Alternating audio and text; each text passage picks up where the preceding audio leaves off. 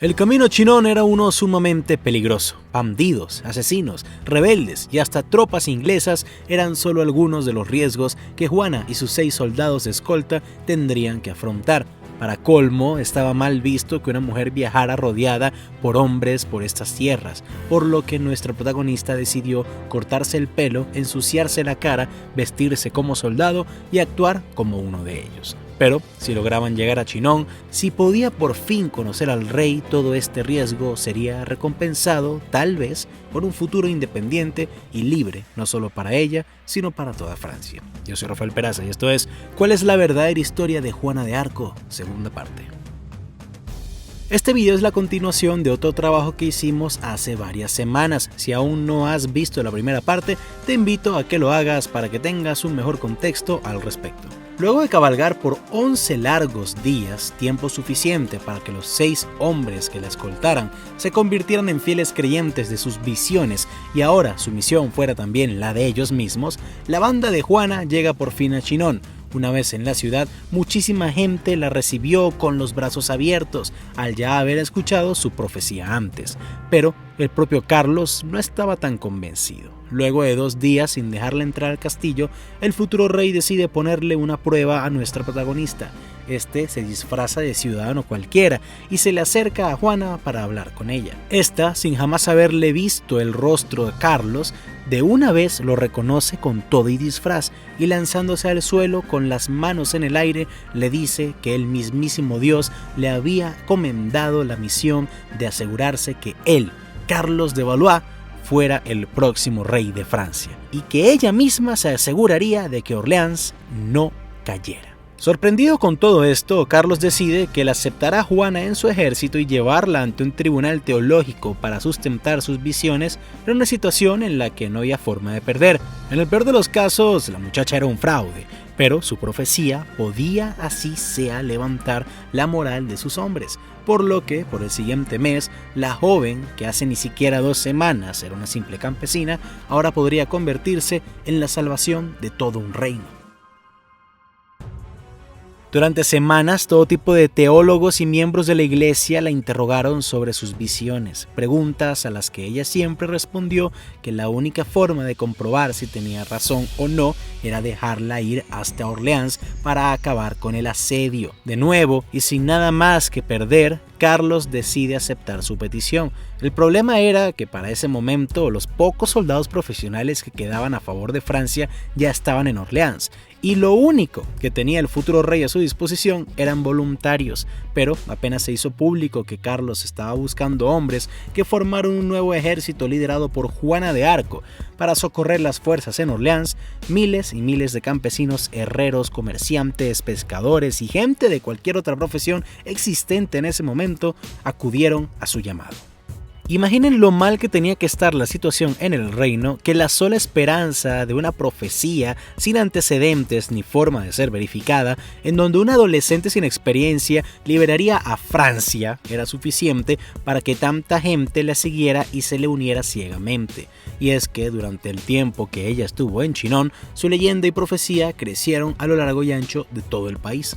Juana y su nuevo ejército funcionaban como un solo organismo. Ella era un soldado más del montón, se comportaba como soldado, se cambiaba con ellos, comía y bebía con ellos, contaban historias todos juntos alrededor del fuego.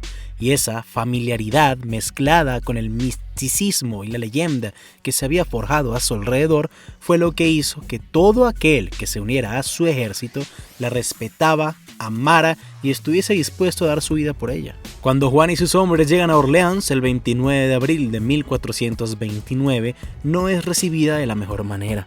El líder militar de la ciudad, John de Orleans, quien estaba a punto de rendirse luego de meses de aguantar los ataques ingleses, no quería incluir a Juana en ninguno de los planes militares y se rehusaba a reconocerla como oficial del ejército. El problema para este señor era que las nuevas tropas traídas por Juana solo respondían a las órdenes de ella, y con cada día que pasaba incluso los propios hombres de John comenzaron a unirse a las filas de la muchacha. Para el 4 de mayo Juana tuvo una nueva visión. una que le dijo que dejara de defender la ciudad y más bien atacara a los fuertes ingleses asediando a la misma, y con su espada y su estandarte en mano corrió a las puertas de la ciudad, seguida por sus hombres, y atacó a todos y cada uno de los fuertes enemigos. Inspirados por la valentía y la certeza de que no podía morir, ya que su destino era liberar a Francia y coronar a Carlos, los soldados franceses comenzaron a luchar como si el mismísimo arcángel San Miguel los hubiese poseído.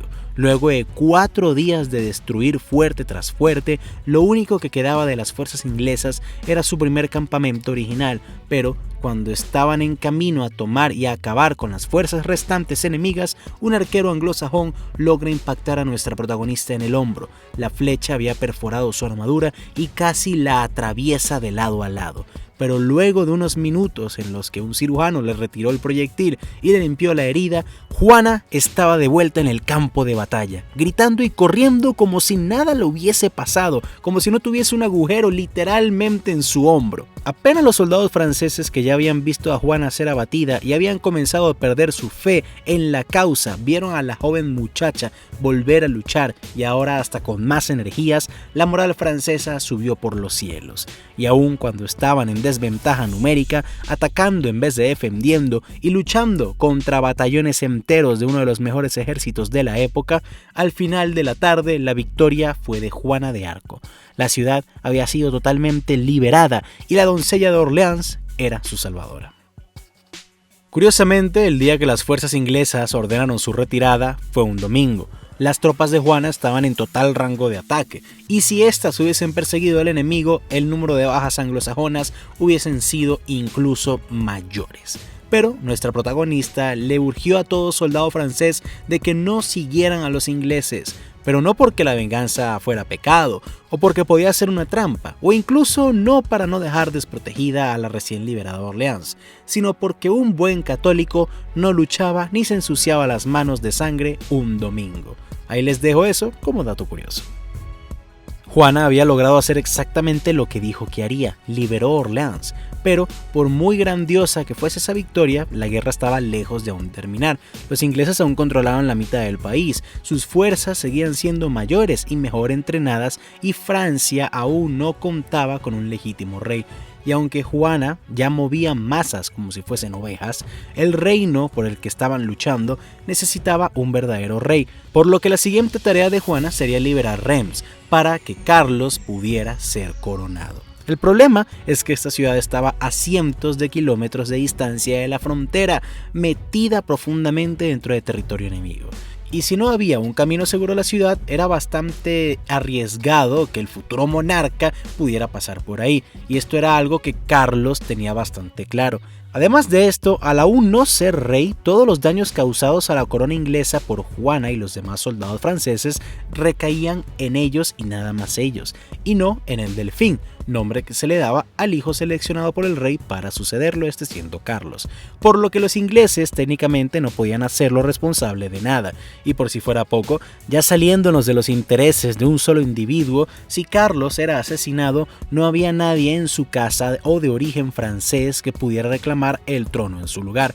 Por lo que por las siguientes semanas la dama de Orleans y sus hombres comenzaron a liberar y a tomar una cadena de pueblos lo suficientemente larga para llegar a Reims. En esta campaña, mejor conocida como la campaña del río Loire, Juana siguió aumentando sus filas. Es importante aclarar que bajo su liderazgo, ninguno de sus hombres tenía permitido robar nada de los pueblos, atacar inocentes, ni muchísimo menos violar mujeres. Una vez más, sus hombres la obedecían ciegamente, debido a su estatus de leyenda, su familiaridad y su camaradería con ellos. De hecho, incluso cuando estuvo en presencia de Carlos o de John de Orleans, nuestra protagonista siempre les hablaba por lo que eran, es decir, como iguales, algo bastante extraño para una mujer de la época y que también era muy mal visto.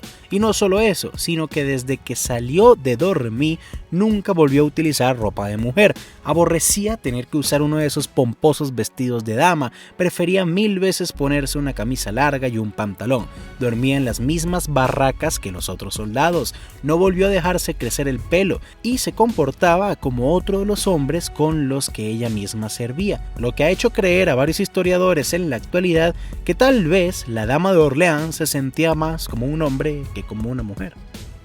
Para este punto de la historia, la leyenda de Juana ya era bien conocida, no solo en las filas francesas, sino hasta también en las inglesas y en la propia capital enemiga de Londres. Los anglosajones decían que esta muchacha había sido poseída por el mismísimo demonio y que a punta de hechizos y brujería hacía que los franceses lucharan como si fueran bestias. Cabe recalcar que tanto franceses como ingleses en ese momento creían en el mismo Dios que tenían los dos y los dos eran católicos. Antes de llegar a Reims, el ejército de Juana se encontró con un considerablemente bastante grande batallón inglés en la zona de Patay, y luego de varias horas de combate, esta batalla fue una total victoria para los franceses. De hecho, es catalogada como una de las peores derrotas militares en la historia de toda Inglaterra. Con un camino directo a Reims totalmente libre de ingleses, la mismísima Juana volvió hasta Chinon para llevar a Carlos a su propia coronación, él quisiera o no. Para el 16 de julio, Carlos, Juana y su ejército por fin llegan a Reims, y el día después, con Juana a su derecha, el reinado de Carlos VII de Francia había comenzado. Pero la historia de su mandato, y más importante aún, su participación en la captura y ejecución de Juana de Arco, es un tema para otro día. Ya casi terminamos nuestra serie recopilatoria sobre la historia de la doncella de Orleans, amigos. Espero les esté gustando. Y hablando de gustar, si te gusta la historia y el pasado cultural no solo de Francia, sino de muchas otras partes del mundo, te invito a que te suscribas a mi canal personal El Señor Baúl, donde muestro en primera persona todo tipo de bellezas y joyas culturales e históricas que visito en mis viajes, hablo sobre ellas, su contexto y también monto vlogs sobre cómo es vivir esas experiencias y muchas cosas más. En serio espero poder ver tu suscripción, comentario y que disfrutes mucho del contenido que publico allí. También me encantaría que si no estás suscrito a este canal, el baúl de los conocimientos inútiles, también le des a ese gran botón rojo que aparece en la parte de abajo. Por alguna razón, YouTube no está notificando a todo el mundo sobre cuando montamos nuevos videos, así que activa la campana de notificaciones para que no te pierdas ninguno de nuestros trabajos. Así como muchos se podrán haber dado cuenta, la verdad es que últimamente los números de muchísimos canales en YouTube, incluyendo el nuestro, han estado cayendo bastante, lo que ha perjudicado significativamente nuestra habilidad de hacer más videos, ya que una vez más, tanto la investigación como la escritura del guión y la producción del video ahora recaen netamente en mí, en vez de en el equipo de 4 personas que manejábamos desde inicios del año pasado. Por lo que no hay mejor momento para apoyar directamente a este canal que este momento por medio de Patreon, una plataforma donde podrás donar la cantidad de dinero que desees para ayudarnos a poder hacer más contenido y mantenernos económicamente estables.